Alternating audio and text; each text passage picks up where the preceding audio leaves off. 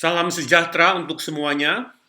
Kita akan memulai kuliah kita yang berjudul Pengendalian dan Penjaminan Mutu IC 502. Biasa juga dikenal dengan Quality Control dan Quality Assurance. Sebagai disiplin ilmu teknik industri atau Industrial Engineering, maka kita akan melakukan pendekatan engineering.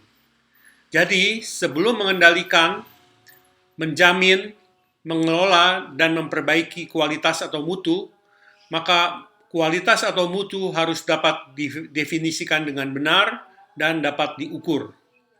Jadi, pendekatannya adalah definisikan dengan benar apa yang dimaksud dengan kualitas, kemudian bagaimana mengukurnya. Setelah itu baru kita bisa menganalisis, kita bisa mengimprove, mengendalikan, dan menjamin. Definisi kualitas yang akan kita pakai dalam kuliah ini diambil dari seri ISO 9000 atau tepatnya dokumen ISO 8402. Di sana didefinisikan quality adalah the totality of features and characteristic of a product or service that bear on its ability to satisfy stated or implied customer needs. Dalam bahasa Indonesia adalah totalitas dari sifat-sifat dan fitur-fitur dari suatu produk atau jasa yang mempunyai kemampuan untuk memuaskan kebutuhan pelanggan, baik yang tersurat maupun yang tersirat, baik yang dinyatakan atau yang tidak dinyatakan. Nah, kebutuhan pelanggan kadang-kadang juga pelanggan tersebut tidak bisa menyatakannya, tapi tersirat. Nah, saya ambil contoh adalah sebagai berikut ya. Kita tahu ada Steve Jobs itu adalah meluncurkan produk iPhone. Pada waktu itu dia meluncurkannya itu memperkenalkan kepada para pelanggan bahwa inilah yang Anda butuhkan, yaitu fitur-fitur yang ada dalam komputer, desktop, laptop yang bisa di dalam suatu genggaman handphone. Dan itu ternyata itu dibutuhkan oleh pelanggan. Dan pelanggan sendiri tidak bisa, belum memikirkannya ya, belum terbayang. Nah, itu yang disebut dengan inovasi. Apakah yang dimaksud dengan quality control atau pengendalian kualitas? Maka kita mengikuti daripada proses pengendali, sistem kendali. Langkah-langkahnya adalah sebagai berikut. Yang pertama adalah kita men-set standar atau spesifikasi, kemudian kita memonitor output, kemudian membandingkan output dengan standar, dan melakukan penyesuaian atau koreksi.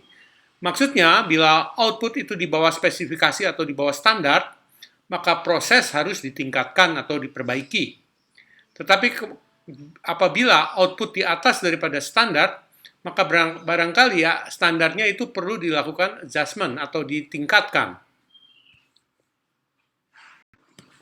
Dalam disiplin ilmu manajemen kualitas sekarang dikenal apa yang disebut dengan Total Quality Management atau TQM.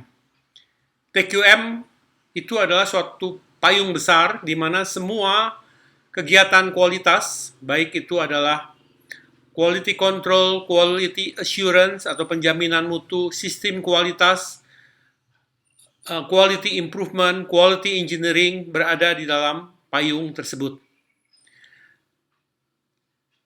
Jadi kita bicara ilmu kualitas atau praktek quality, maka semua itu berada dalam paradigma total quality management. Apakah total quality management?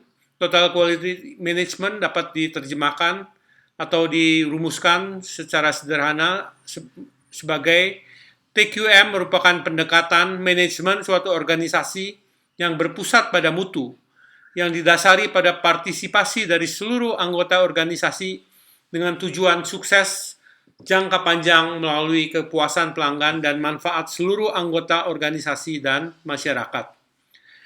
Di dalam TQM, pelanggan diperluas artinya. Ada pelanggan eksternal, ada pelanggan internal. Sehingga karyawan pun adalah disebut dengan pelanggan internal. Dan banyak juga hal-hal yang akan bisa dipelajari dalam total quality management tersebut.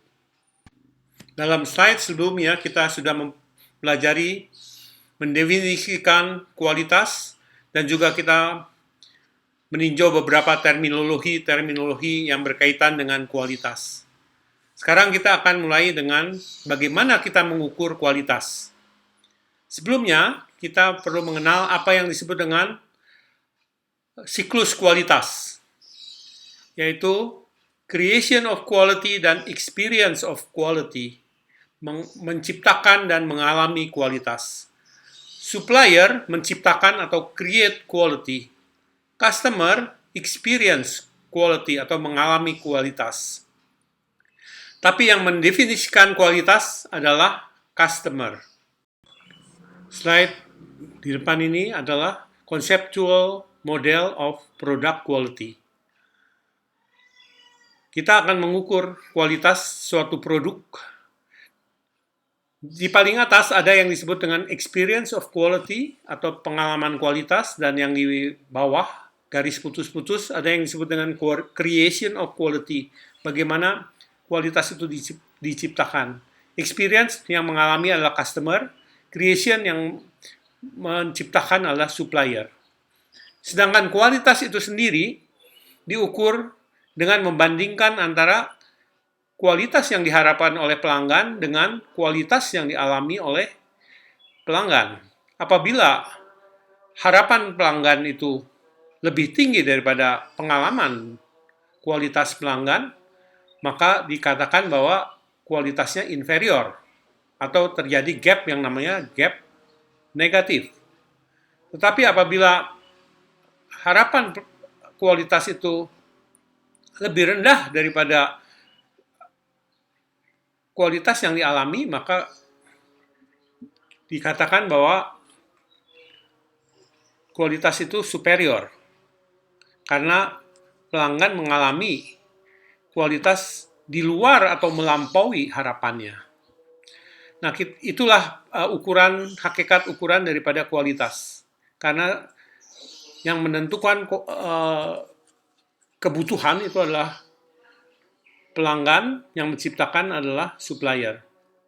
Nah, kenapa bisa terjadi gap tersebut? Kita lihat siklus quality. Paling atas adalah kebutuhan pelanggan, dan yang paling bawah adalah kebutuhan pelanggan yang ditangkap oleh supplier. Dalam menangkap kebutuhan pelanggan, supplier itu bisa kurang tepat menangkapnya, sehingga bisa terjadi gap di situ. Jadi yang dibutuhkan oleh pelanggan 5, mungkin yang ditangkap 4. Terjadi gap. Kemudian, biasanya kebutuhan pelanggan tersebut itu diterjemahkan menjadi definisi kebutuhan. Istilah teknisnya. Nah, biasanya definisi kebutuhan itu diproses lanjut menjadi konsep produk. Dalam menerjemahkan daripada definisi kebutuhan menjadi konsep produk, juga bisa terjadi apa yang disebut gap. Jadi menerjemahkannya tidak lengkap atau mungkin salah. Ya. Itu terjadi gap. Ini yang disebut dengan gap 2. Kemudian konsep produk tersebut itu diterjemahkan oleh desainer menjadi detail product design.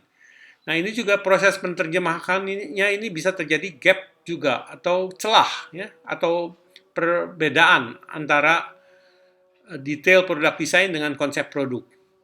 Kemudian terjadi penerjemahan selanjutnya, ya, yaitu menjadi detail proses design, menjadi manufacturing, proses manufacturing, kemudian delivery of product, sehingga akhirnya produk tersebut sampai pada pelanggan.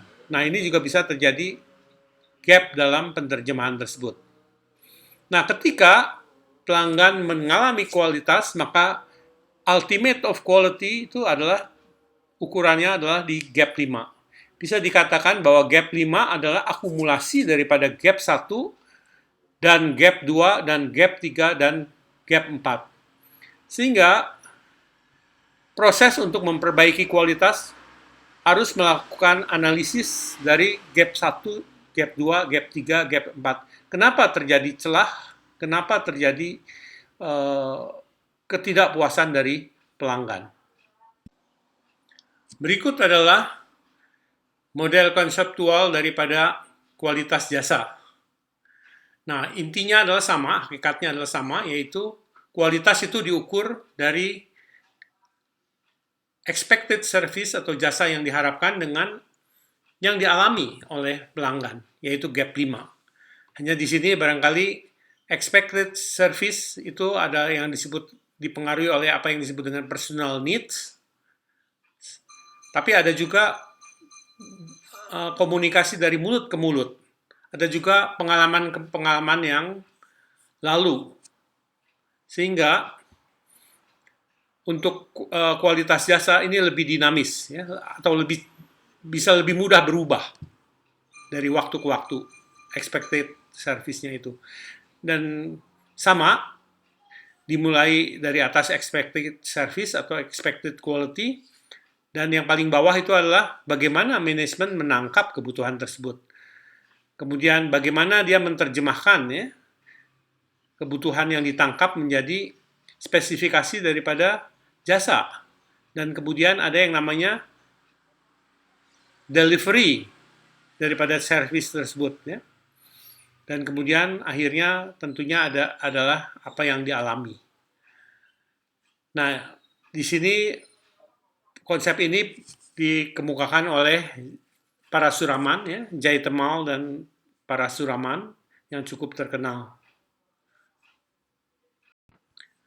Demikian pendahuluan dan konsep-konsep dasar, definisi, terminologi, dan juga model-model daripada kualitas dan bagaimana mengukur kualitas. Untuk kuliah selanjutnya, maka diharapkan Anda melakukan review statistik yang telah Anda pelajari dari kuliah-kuliah sebelumnya, terutama perihal mengenai permutasi, kombinasi, distribusi probabilitas hipergeometris, distribusi probabilitas binomial, distribusi probabilitas Poisson, dan distribusi probabilitas normal. Terima kasih, kita bertemu lagi dalam tayangan-tayangan berikutnya.